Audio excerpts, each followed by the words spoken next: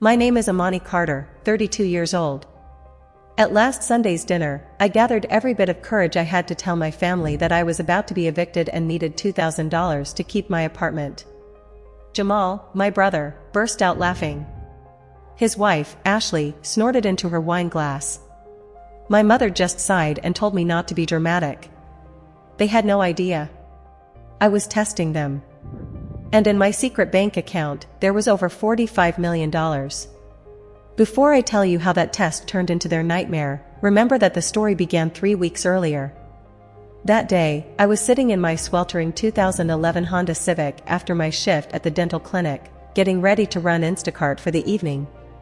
I pulled out my phone to check my email, and there it was, a notification from the Georgia Lottery app. My heart nearly stopped when I saw the words, "Congratulations! You have won $88 million. I didn't scream, didn't cry. I just locked the screen and took a long, deep breath, the breath of someone who knows the weight of a lifetime has finally lifted. Right then, the phone lit up again. A text from my mother, Jamal's car broke down. Send him $200, now. I looked at the notification saying I'd won $88 million, then at the familiar request for $200. A cold, sharp feeling rose inside me. I deleted the message, turned on the engine, and went back to delivering groceries. My silence was my first weapon. A week later, everything had changed, and somehow nothing had. I hired a lawyer in Buckhead, formed an anonymous LLC, chose the lump sum payout. After taxes, I had $45.4 million in my account. Mr. Washington shook my hand and said, "Your life is about to change." But when I returned to my tiny apartment, everything felt the same. There was a notice on my door, rent going up by $300. Years ago, that number would have been a nightmare. Now it was nothing. But that piece of paper dragged me back to the year I turned 18, my mother holding my college savings, the $5,000 I'd put away since I was 10. "Amani, you have to understand," my mother said, "Jamal is a man. He has a chance to start his record label. This is an investment for the family." I begged, "Mom, that's my college money," but she only said, "You're smart. You'll figure it out." And I did figure it out. 3 jobs. Loans. And I never saw that $5,000 again. Jamal's record label lasted 6 months. Back in the present, I stared at the $300 increase notice, then at the $45 million in my account. An old pain rose, not because of the money. Because of the truth. I opened my phone, went to the family group chat, and typed the biggest lie of my life, a lie that would expose everything. The test was perfectly set up. Sunday dinner, the only tradition my family still kept. As soon as I stepped in, the smell of fried chicken, greens, smoke, and my mother's mac and cheese washed over me, familiar, but never home. Jamal was talking about his vacation to Aruba. Ashley, his showy white wife, placed a hand on her flat stomach and giggled, "It's just $5,000. It's nothing. We deserve it before the baby comes." I looked at them, and the faintest smile came to my lips. They had no idea, the test had barely begun. My mother, Brenda, stood by the oven, beaming at the couple. "That's right, my grandbaby deserves the best." That was the perfect moment to speak. Their conversation about spending $5,000 on a vacation pricked at my ears like cold needles. I cleared my throat. I'm in trouble. The room fell silent immediately. Their eyes dug into me as if I had ruined some sacred Sunday ritual. I let my hands tremble slightly, eyes down at the floor. The clinic cut my hours, and my landlord raised the rent. I just need $2,000 to keep my apartment. I'll pay you back. I promise. Ashley scrunched her nose like she smelled something rotten. Jamal burst into loud, grating laughter, the kind I hated most. $2,000? Lil sis, you gotta learn how to manage money. You work 2 jobs and you're still broke? I turned to my mother, like a child desperately seeking protection. But her face was stone cold. She turned away, setting a plate of chicken in front of Jamal. "Amani, don't bring this heavy energy into dinner. Sit down and eat." As if I were invisible. I waited until Jamal stepped out onto the front porch. The screen door clicked behind me. The Atlanta night air was thick and heavy. Inside, the sound of football commentary spilled out from the brand new TV they bought with money that wasn't theirs. Jamal leaned against the railing, scrolling through his phone like he was always busy with something big. Jamal, my voice was so small even I could barely hear it. He turned, annoyed. What now, Amani? You already killed the vibe in there. I swallowed the lump in my throat. I'm serious. I just need $2,000 so I don't get kicked out. I'll pay you back next month. His laugh sliced through the air. Amani, do you seriously not get it? Priorities. He tapped his chest. Ashley is pregnant. I have to take care of my family. I can't keep saving you every time you mess up. IR respawn. Sybil. The word dropped like burning coal. The door opened again. Ashley stepped out, wrapping her arms around her husband, her pale skin catching the porch light. She looked me up and down like she was inspecting something long expired. Amani, she drawled, sweet to the point of fake, listen to your brother. He has real priorities now. She narrowed her eyes. I'm sure your mom will let you sleep in the basement. It's less damp than last time. Then she shrugged meaningfully. Or, maybe you just need a new boyfriend. Someone who can take care of you. Stop bothering my husband. I clenched my fists in the dark. Nails digging into skin. Hot humiliation burned up my throat. The secret $45 million roared inside me, begging to be revealed. I'm irresponsible? My voice dropped, low, sharp, no longer trembling. Both of them looked up, startled. I paid your Geico insurance for 3 months. $486. Jamal blinked. That was just temporary, I'm not finished. I cut him off. My tone was calm, but cold enough to be metal. You want to talk priorities? I stepped forward into the light. And this is only the beginning. Last month. Jamal, I drained my entire savings account. The final $1,500, the money I'd been saving to buy new tires so my old car could pass inspection. I glanced toward the living room window, where the blue glow of that brand new 70-inch TV spilled out. I used all of it to pay off Mom's Best Buy credit card. The one you maxed out to buy that very TV. Ashley's eyes flickered, a mix of panic and smug satisfaction because she knew I was telling the truth. Jamal stood frozen. No excuses. No escape. And just like always, he changed the rules of the game. He shrugged slowly, pulling Ashley closer like she was armor. That's called family, Amani. You're the little sister. You're supposed to look out for us. That's your job. He turned his back, voice flat. I'm busy. I'm about to be a father. This air isn't good for Ashley. The screen door slammed shut. The click of the lock was like the last little hope being crushed. Inside, the laughter and TV noise spilled out like a slap. But inside me, something new was rising. Not sadness. A cold clarity. Patient. Sharp. I walked into the kitchen. The room was warm, full of the smell of baked food, completely opposite of what had just happened out on the porch. My mother was scooping the best parts of the mac and cheese into a Tupperware, next to a box full of fried chicken wings. No need to ask, they were for Jamal and Ashley. Mom, she didn't turn around. Amani, can't you see I'm cleaning up? My voice cracked. Mom. I really need help. I've never asked you for anything like this. She set the spoon down with a clack. Turned around. Her face wasn't soft, only tired and annoyed. You're always dramatic. Since you were little. One crisis after another. This isn't, she raised a hand to stop me. Where do you think I'd get $2,000? My retirement money is for me to keep. And I still have to help Jamal. He's about to have a baby. She looked me over, old shoes, work uniform, tired face. 32 years old and still in that tiny apartment, no husband, no kids, working 2 jobs that still don't cover your bills, each word was a knife.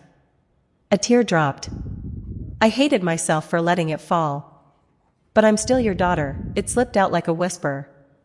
She paused, fully facing me now. If you want to be treated like my daughter, then act like an adult. Adults handle their own problems. They don't cry about rent. They don't bring their mess to my house. That was the verdict. I wasn't her responsibility anymore. I was just a burden. I turned away, throat tight.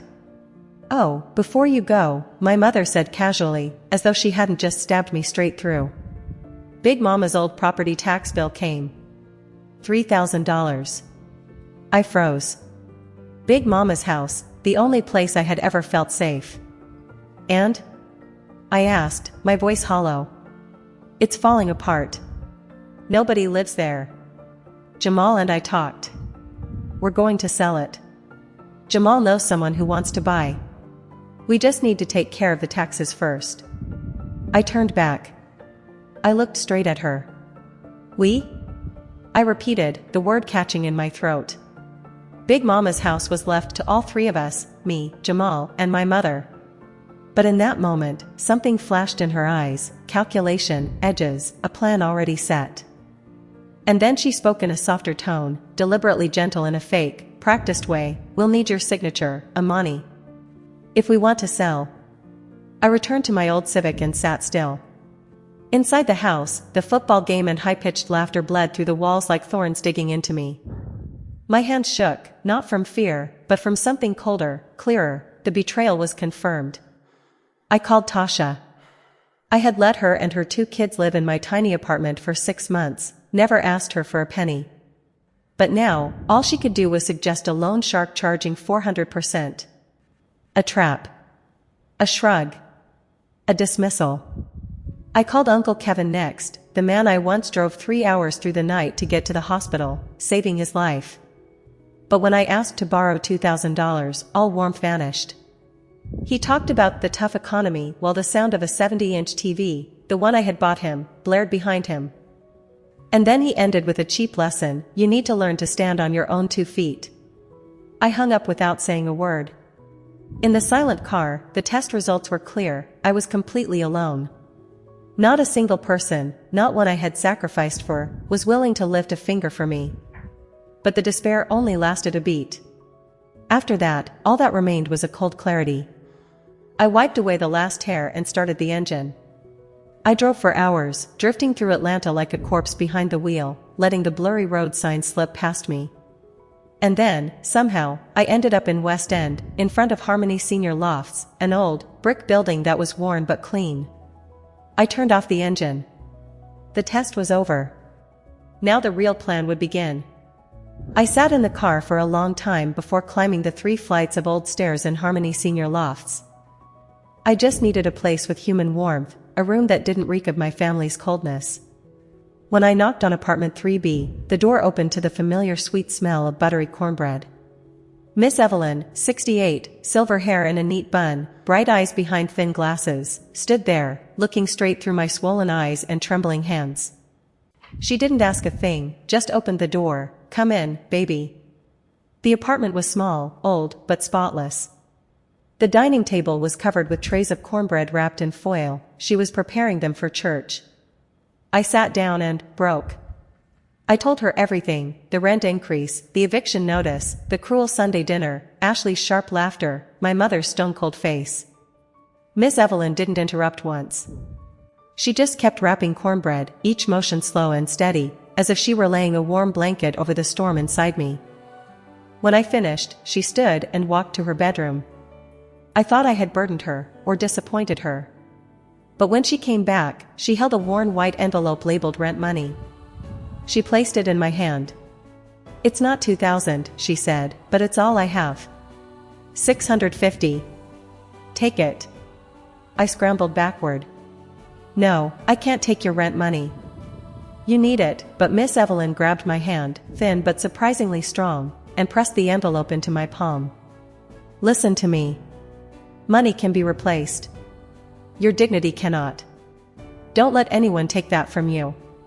Big Mama Althea would never let you sleep on the street. And neither will I." I looked at her. Small. Poor. A woman with so little, giving me everything. My chest tightened.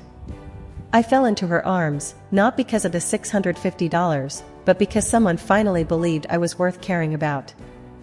I cried like I'd never cried before, for my mother, my brother, for 32 years of trying only to be trampled. And Miss Evelyn just held me, no patting, no shushing, just held me as if I were something precious. When my tears quieted, I whispered, "Why? Why are you always so kind to me?" "They hate me." Miss Evelyn handed me a tissue and smiled, soft as a breeze. "They don't hate you. They're just foolish." She looked at me with warm, steady eyes, and second, "I'm not being kind to you.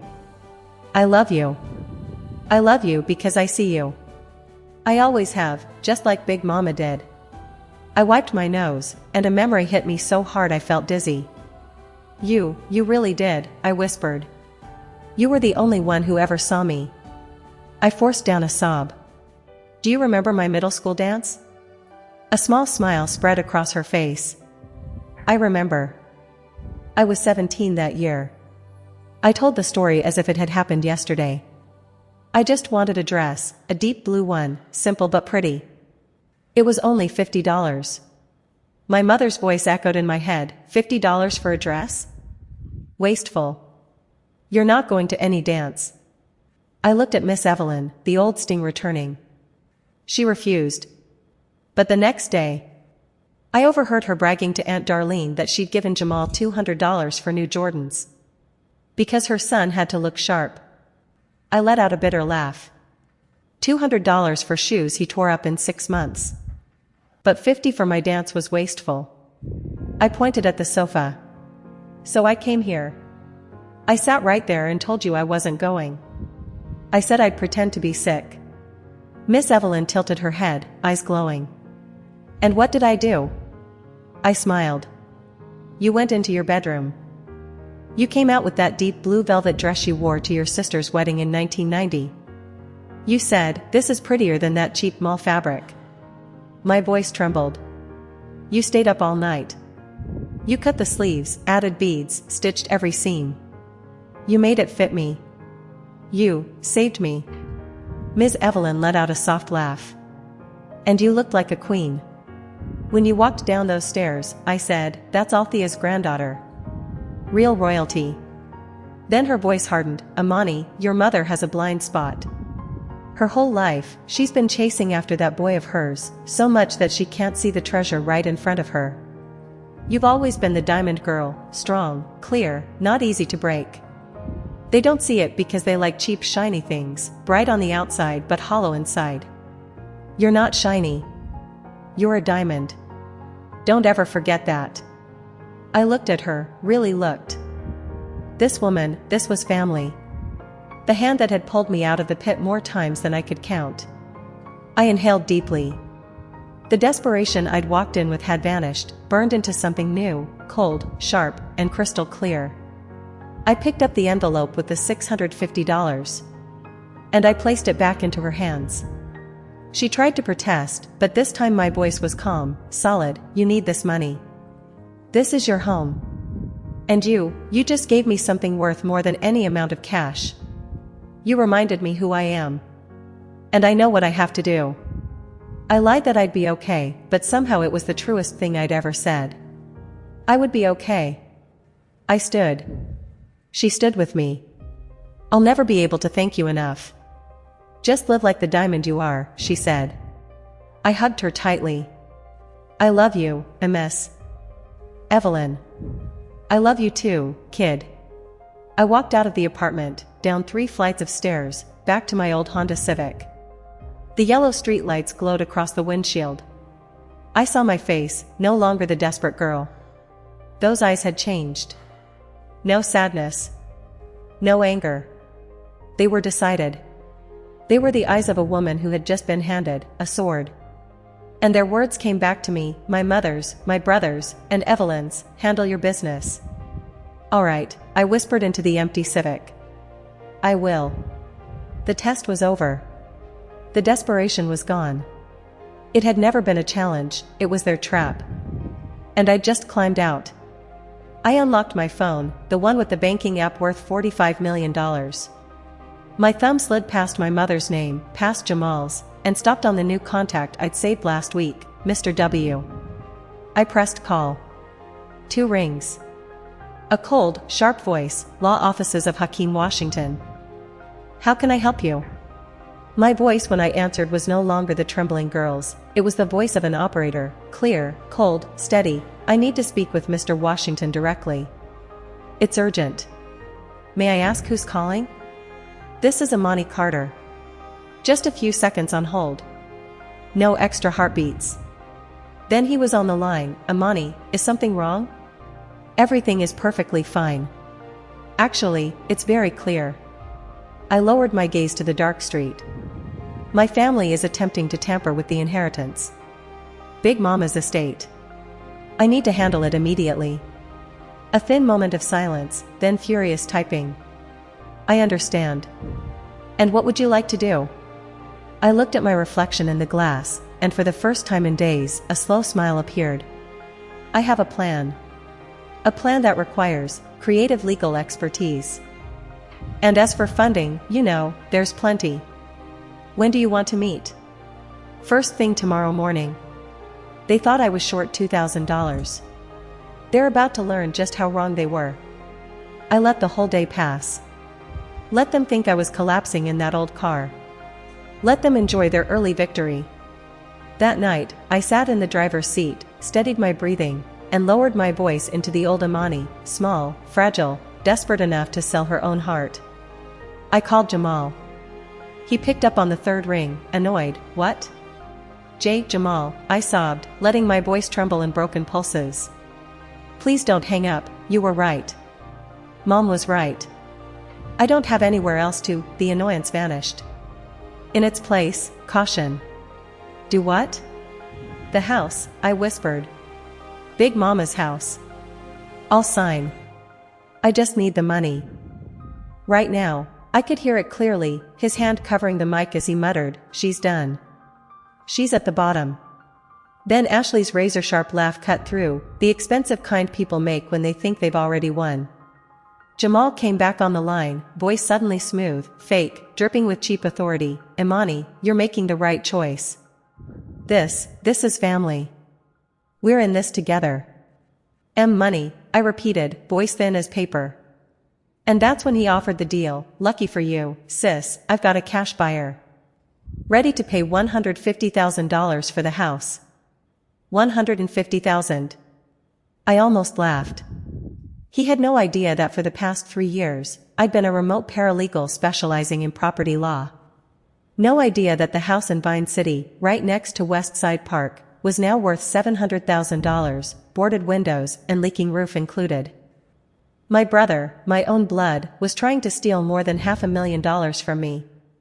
I let out a perfect little sniffle. 150, but my share is only 50, and Jamal, the man who thinks he's the smartest person alive, rushed to soothe. Hey, 50K is more than what you've got now. It'll get you back on your feet. It's a fantastic deal. I closed my eyes, keeping my voice tight, small, helpless. But inside me? No fear. No despair. Only the sword Ms. Evelyn had placed in my hands. And I was about to use it. Before I could speak, there was a shuffle and Ashley's voice, sharp as a blade, flooded the line. She must have snatched the phone out of Jamal's hand. Amani Tunga. Let's be real. We're doing you a favor. She poured venom in a single breath. $150,000 was the total sale. Jamal had found the buyer, dealt with the lawyer, handled the taxes. And me?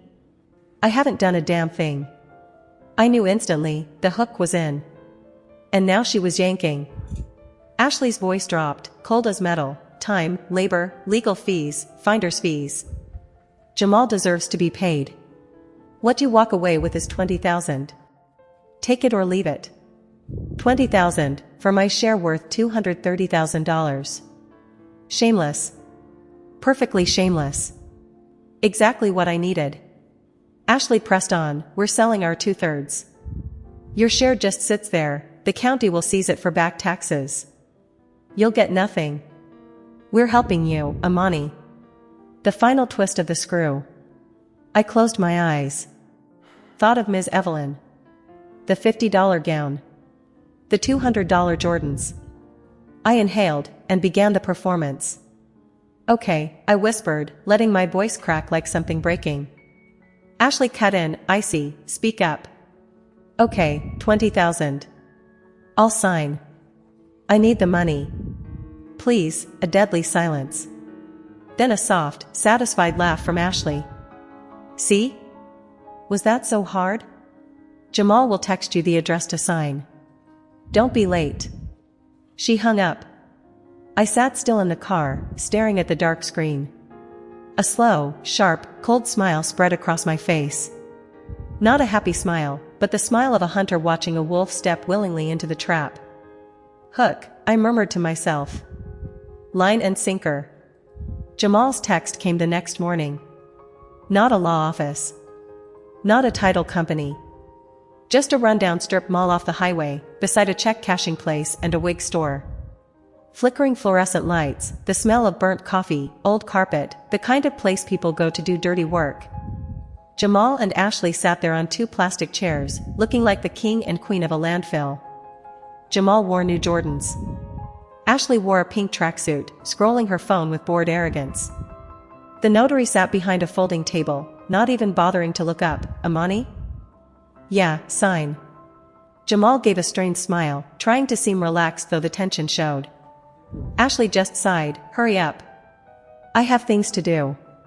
Jamal pushed a thick stack of papers toward me, along with a cheap blue pen with a plastic flower glued on top. Sign here, here, and the last page. After that, I give you the money. He patted the bulging front pocket of his jacket. Cash. 20,000. All of it. I looked at the papers and let my hand tremble lightly. There's a lot here. I don't understand everything. Can I read it first? Jamal's smile froze. He opened his mouth, but Ashley couldn't hold herself back. She let out a loud, theatrical sigh, loud enough for the notary to hear, then stood and draped an arm over my shoulder. Not a hug, but a clamp. A gesture of dominance. Oh, Amani, she cooed, voice dripping fake sweetness right before the strike. Don't try to read this. It's all legal jargon. You won't understand any of it. You'll just waste our time. Her acrylic nails tapped my shoulder, a sugary, poisonous little humiliation. It just says, you sell, we buy. Simple as that. That's what they always think. Amani, the admin girl with a 3-nickel salary. Amani, the Instacart driver. Amani, the family ATM. They had no idea about the truth. The office job was a cover. For 3 years, 3 nights a week, I'd been a paralegal for a major real estate law firm in Chicago. I handled disputes more complicated than this before breakfast. I glanced at page 1. It took exactly 1.5 seconds to spot the con. And my blood turned to ice. This wasn't a sale contract. Not a power of attorney. The bold title stabbed straight into my eyes, disclaimer of inheritance rights. I scanned the phrases, permanently relinquish, irrevocable, all rights and interest in the property of Althea Carter. They weren't buying my share. They were tricking me into surrendering it, losing all $233,000. And the $20,000? I flipped to the stapled page behind it. A crudely handwritten sheet. A personal loan agreement. Stating Jamal was lending me $20,000, and I had to repay it, principal plus 20% interest, within 12 months. I read it twice. They weren't paying for my share.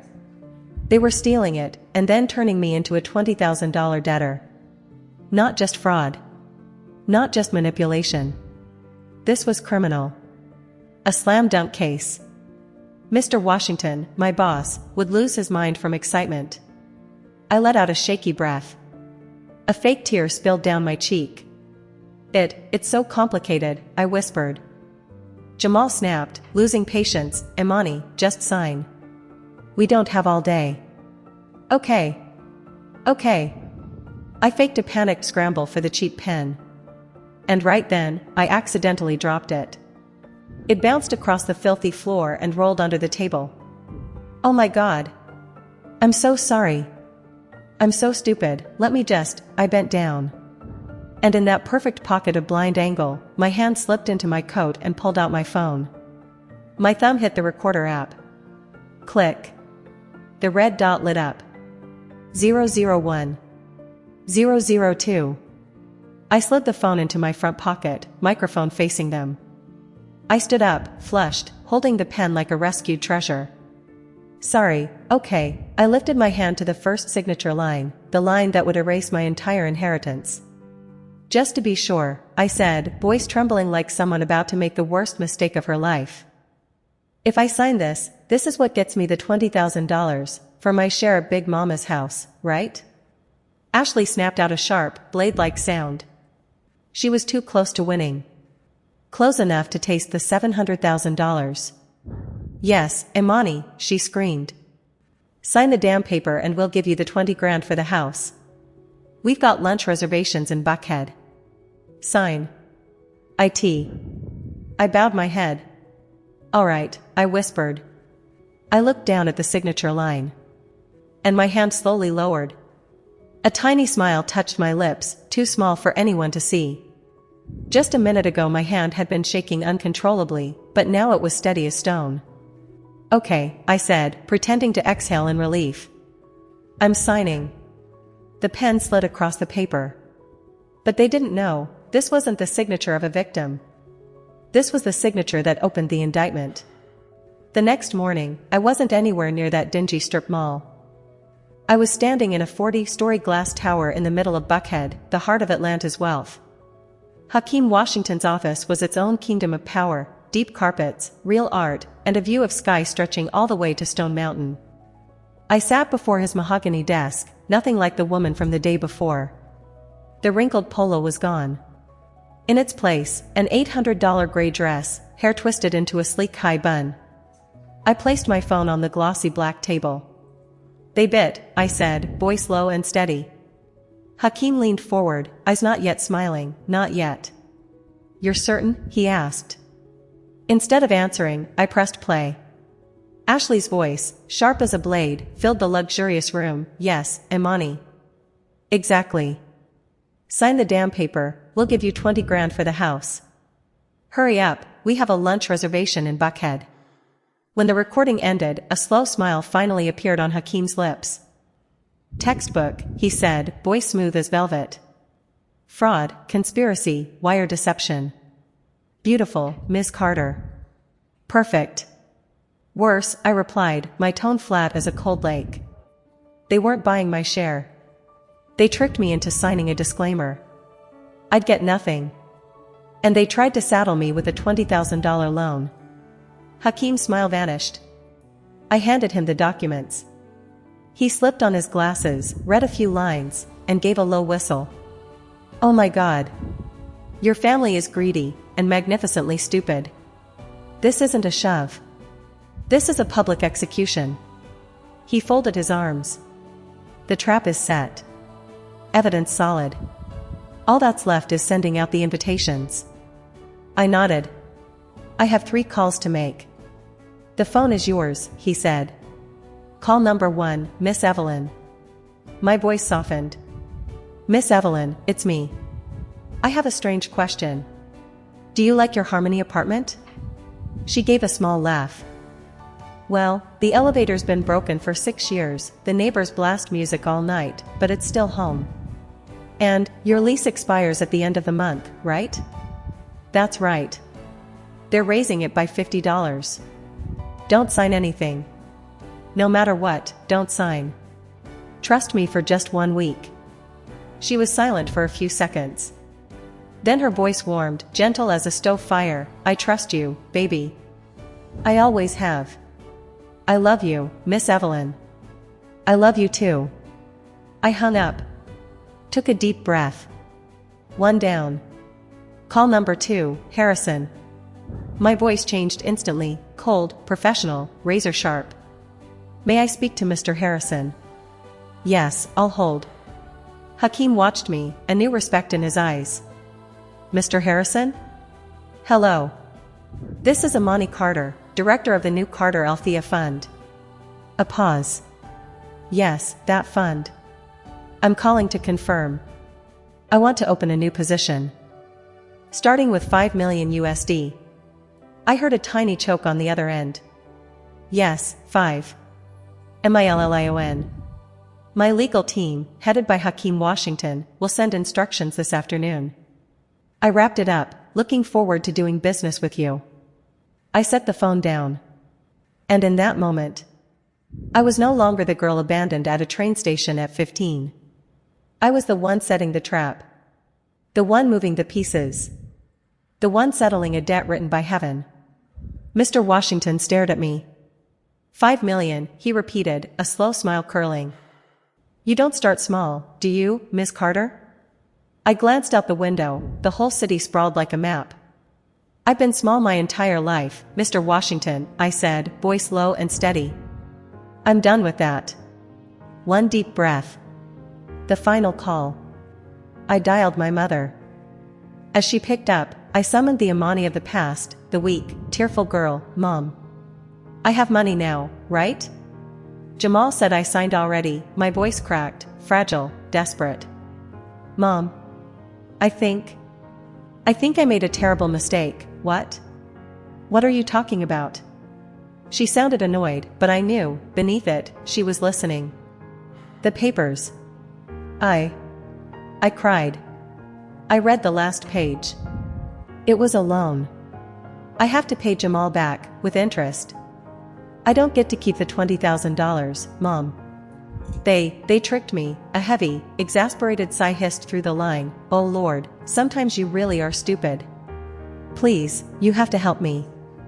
I don't have any money, and I signed away the house. I called a lawyer, he said the paper was a scam, my voice trembled, sharp and fragile. We have to do something, Mom.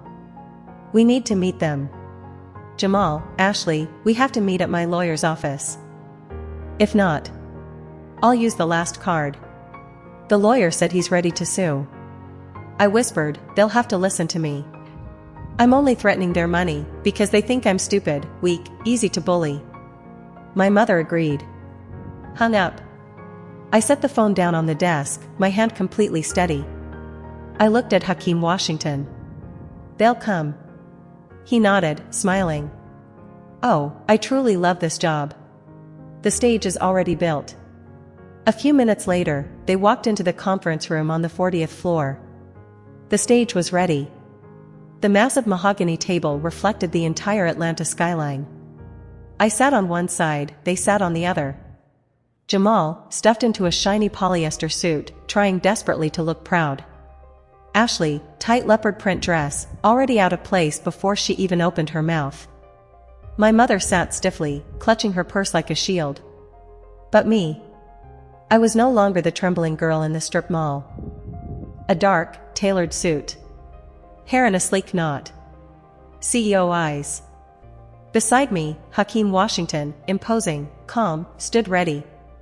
Two of his associates silently arranged files like weapons. Ashley whispered, sharp and nervous, trying to cling to control, where is this stupid lawyer anyway? But this time, none of them knew, the stage, the trap, the power, every piece belonged to me. I folded my arms, perfectly still against the cold dark wood. Silence stretched, tight as a violin string. My mother hated silence she couldn't control. An impatient sigh slipped out, a warning before she scolded like a child. Her knuckles tapped the table, thick, thick, thick, a sharp echo through the quiet room. Amani, she cut in, voice loud and commanding, what game do you think you're playing, dragging us to this ridiculous office? You're wasting everyone's time. She pointed a finger at me. Your little legal aid lawyer called. We're here, fixing your mess. Now you either sign the real papers or keep lying to yourself. I stayed perfectly still. Her words hung heavy in the expensive air. Hakeem Washington leaned forward, placing his hand on the glossy mahogany. His voice smooth, calm, razor cold, good morning, everyone. As you know, we're here to discuss the estate of the late Mrs. Althea Carter. Jamal let out a high, mocking laugh, full of arrogance. He reached into his suit and pulled out the crumpled papers I'd signed in the strip mall. He tossed them onto the table. They slid across the polished wood and came to rest like something pathetic in a temple of wealth. "It's already settled," Jamal said, folding his arms, leaning back like a king. Amani agreed. She signed. She forfeited her inheritance. "That's it. Mr. Washington raised an eyebrow, looking at the papers without touching them. His tone flat. "I see, that contract is void. It was obtained through fraud." Electricity cracked through the room. Jamal's smug smile evaporated. My mother sat bolt upright. Ashley exploded. She shot out of her chair, slamming her palms onto the table. "What? Fraud? That little thing, begged us. She was crying, she was getting kicked out, she needed the $20,000, she agreed." Mr. Washington lifted a calm hand. "And precisely what did she agree to, Miss Ashley?" Ashley stammered, pointing at the pile of papers. "To sign, to give us part of the house for the money, correct?" Washington pressed, more statement than question. He reached forward and tapped the small black speaker in the center of the table. Ashley's own voice, sharp and greedy, filled the room. "Yes, Amani. Exactly that. You signed the damn paper, $20,000 to buy your house. Now sign." Silence. "Perfect. Absolute." Jamal went pale. Ashley's jaw dropped. My mother stared at the speaker, her hand trembling. Then, slowly, mechanically, she turned to her son, eyes wide with a horror she couldn't hide. "Jamal, what did you do?" Jamal opened his mouth, then shut it again, floundering. And finally, for the first time, my voice filled the room. No longer the trembling girl from the strip mall. This was the voice of a woman worth $45 million, cold, sharp, precise. "That's the funny part, Ashley," I said, low and almost pitying. "That's the part you didn't get." I looked at Ashley. Then Jamal. Then my mother. I never needed $20,000. The truth hung in the air like smoke. I nodded at Washington. He reached into his immaculate black leather briefcase and pulled out a single sheet of paper. With effortless grace, he slid it across the dark polished table. It glided through the air like a small boat drifting through an oak forest, landing neatly in front of my mother. Brenda frowned, rummaging through her purse until she dug out her cheap reading glasses, had to try twice before her shaking hands could get them onto her face. She leaned down, staring hard at the paper. What is this?" she whispered. Mr. Washington, voice polite, but rumbling like a warning, replied, "This is a certified bank statement for Ms. Carter's private account, as of 9 o'clock this morning." Brenda squinted. She started mouthing the numbers. Then clearer, trembling, 45 million. Her head reeled. Her eyes widened, confused. 400,000? Her mind stumbled. Then she realized. She gasped, an ugly, breathless sound like a fish pulled out of water. Her hand flew to her chest as she collapsed back into the chair, body tightening with shock. Jamal just stared. Ashley leaned forward, snatching the paper, scanning it with frantic eyes. "No. This is fake. Where did you get this? Did you rob a bank?" I simply looked at her. All the fear, all the childhood hurt, gone. Burned away. I stood there, complete power settling into every inch of me. "Powerball," I said, clear and calm. 88 million jackpot. 3 weeks ago. The room went dead silent. The only sound was my mother's thin, rattling breaths. Jamal and Ashley stared at me, fear blooming behind their eyes. They understood. Finally, they understood. Jamal tried to laugh, wet, strangled, pathetic. "Acha. Amani sis, we were just testing you. Yes, only a test. Oh God, congratulations." I rose from my chair, smoothly, silently, the thick carpet swallowing every step. I looked at them, Jamal, my mother, Ashley, people who wanted nothing more than to see me break. "No, Jamal," I said. "I was the one testing you." Mr. Washington stepped beside me, voice firm. "This contract is void.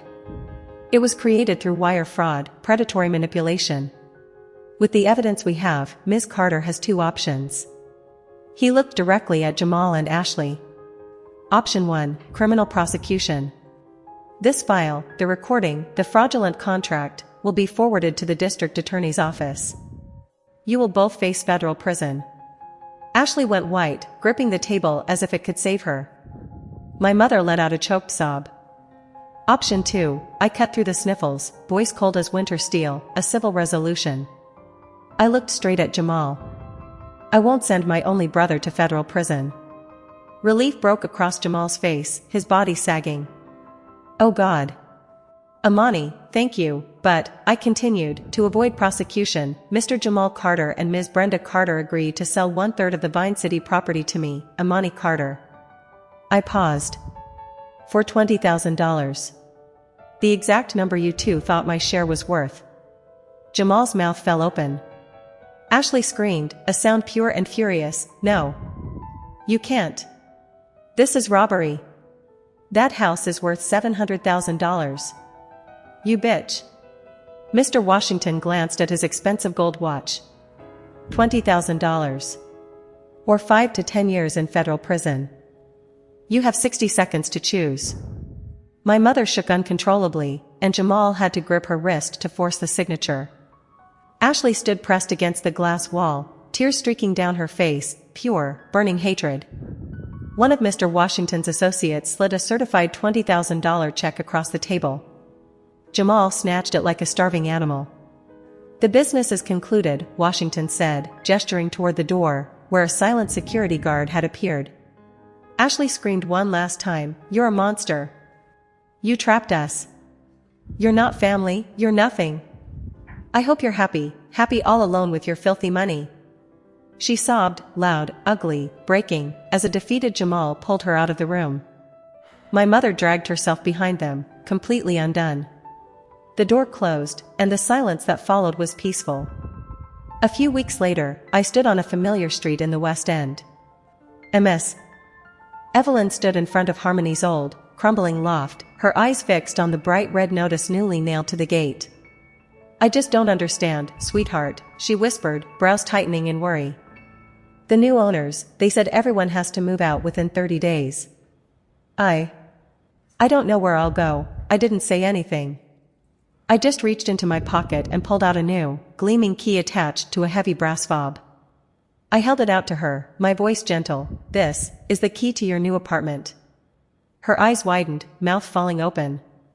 Amani, honey, what did you do? I bought this building, I said.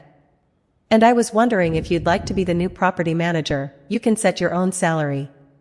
She just stared at me, hand covering her mouth, so I added softly, this one is for the penthouse, the big one upstairs with the balcony. It's yours. Free of charge. For the rest of your life. She didn't speak. She just threw her arms around me. We stood on the sidewalk, holding each other and crying. And this time, the tears were real. My final stop was Big Mama's house. It was no longer falling apart. New windows. Solid porch. I walked up the fresh stone path and planted the sign in the yard, Big Mama and Evelyn's house. Not for sale. A refuge, a training center, where young black women who've been abandoned learn finance, law, and how to become real diamonds, not just glitter. My phone buzzed in my pocket, a message from my mother, you'll be lonely. All that money and no family. I stared at it. Thought about the lies, the test, the hatred. Thought about Evelyn in her new penthouse, the $5 million fund for young women entrepreneurs, and the girls who would soon fill this home. I smiled, deleted the message, and stepped into the sturdy house where Evelyn and the first group of women were already waiting, excited to help me choose paint colors. They had failed the test. And I had used my money to build a real family. This story shows a powerful truth, family isn't defined by blood, but by loyalty and action. Betrayal is a harsh teacher, but it reveals who truly deserves to stand beside you. Your worth isn't measured by those who refuse to see it. Real power comes from redirecting your energy away from the unworthy, and investing it in those who prove their love through what they do, not what they claim. Sometimes, you have to build the family you deserve. Have you ever been underestimated by your own family? Share in the comments how you proved them wrong.